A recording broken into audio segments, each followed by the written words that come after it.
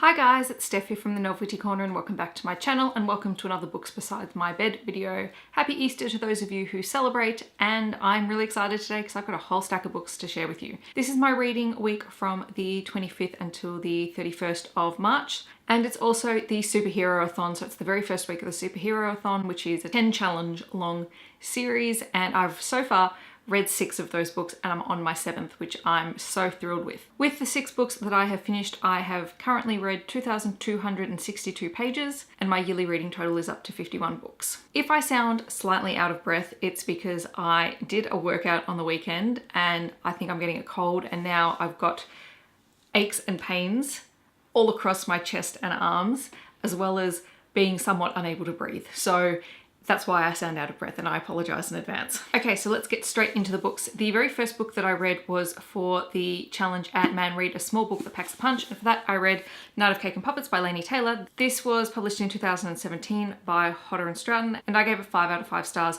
It is a very cute little short story slash novella that follows the courtship of Susanna and Mick, and they are just absolutely adorable. So this is really just a really cute slash creepy little romance book, and it has amazing artwork throughout it. So all the way through you get little illustrations and it's really cool. The second book that I read this week was Obsidian by Amy Kaufman and Jay Kristoff, the third and final book in the Illuminae files. This was published really recently in 2018 by Ellen and Unwin, and I gave it 5 out of 5 stars. For this book, I actually listened to the audio because I hadn't listened to Illuminae or Gemini on audio, but everyone had raved about how good they were, so I decided that this time I would read Obsidian with the full cast audio, and it was amazing. And I read it and I read along at the same time and tabbed it up and all that good fun stuff. Being the third and final book in a series, I can't say too much about it except that I was really happy with the conclusion. I know a lot of people have been crying and like, I don't do that with this series because I love the series, and any character deaths, any destruction, anything that's going on, there's a purpose behind it and I understand that. And so for me, that's just an amazing thing because I still had all the feels, but I'm happy with how it ended. So I don't know what else to say. Other than Aiden is 100% my favorite character in this series because he is just, it's not even a he, it's an artificial intelligence. It is just so morally grey and perfect. And guys, get to the ending and you'll see how perfect it is. I read Obsidian for this Superheroathon challenge, Captain Marvel, read a new release book that caught your eye. The third book I read was actually a graphic novel volume, and that is Extreme XMen Mechanics. I think this is volume 4 of Extreme X-Men. It follows Kitty Pryde. This was published in 2003 by Marvel and I gave it 4.5 out of 5 stars. It's one of my favorite books because I love any character studies of Kitty Pryde. She's my absolute favorite X-Men character and this was no exception. It's not perfect, which is why it's not 5 stars, and reading it now with more understanding of what I'm looking for in books, there are a few problematic things, but overall this is Kitty's experiences after she's left Xavier's school and gone off to college and is trying to find her place in the world, but is still confronted daily by people who fear and mistrust her because of who she is. So I really like it. Good, strong female character.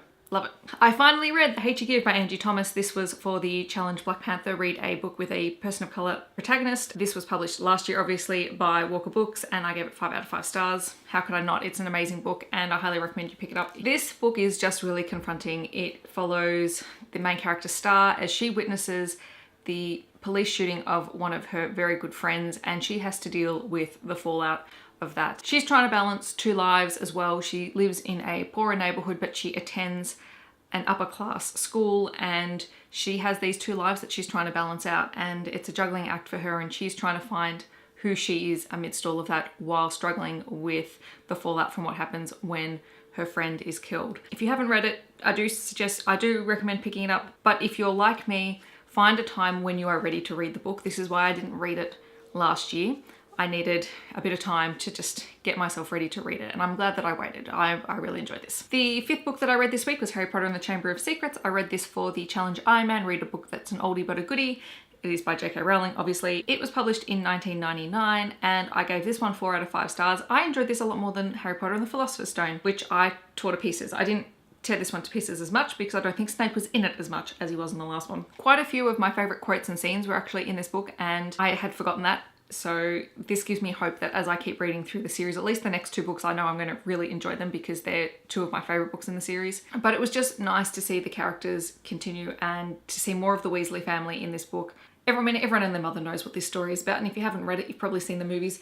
This one was fun. I enjoyed this a hell of a lot more than I did the first book. The final full book that I read this week was Scholary Pleasant Resurrection by Derek Landy. This is book 10 in the Scholary Pleasant series. It was published last year in 2017 by HarperCollins, and I gave it 4.25 out of 5 stars. For those of you who aren't familiar with this series, it follows a young girl called Valkyrie Kane who partners up with Scholary Pleasant, who is a skeleton detective, and they sort of solve mysteries and crimes in the magical world that coexists alongside the real world, but the real world doesn't know. So in that way, it's very similar sort of concept to Harry Potter, except it's not about a wizarding school. This is about sort of the politics and the crimes that happen in the magical society. So 2 years ago, I finished catching up on the series and then found out that there was a 10th book being released, which was, you know, good timing. And as it turns out, I'm glad that I waited to read this because apparently the next book is coming out in the next couple of months. So good timing, and I'm determined not to wait as long to read the next one. In this book, Valkyrie Kane has been out of action for a couple of years, and she is brought back in to solve one last mystery with Scholary Pleasant. He's hoping to convince her to come back to it full time. She's not convinced. She's still suffering from some PTSD stuff from the final book, and that stuff was done really well because you can see how reluctant she is and how she's constantly trying to work out, can she actually do this? Is she okay? Does she need to walk away from it for good? There are some really cool new characters as well. Omen in particular was just a precious little cinnamon roll, and I would like to see more of him. So this was for the challenge, the Avengers #squad goals, and I enjoyed it. This is just a really fun middle grade series, although in some ways this is now bordering on young adult. It's still fun. It's got lots of really great one-liners. Scholary Pleasant and Valkyrie Kane have amazing banter, so that's that one. So those are the books that I read this week. It's a nice little stack.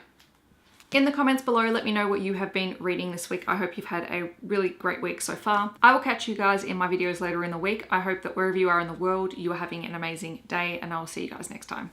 Thanks for watching. Bye guys.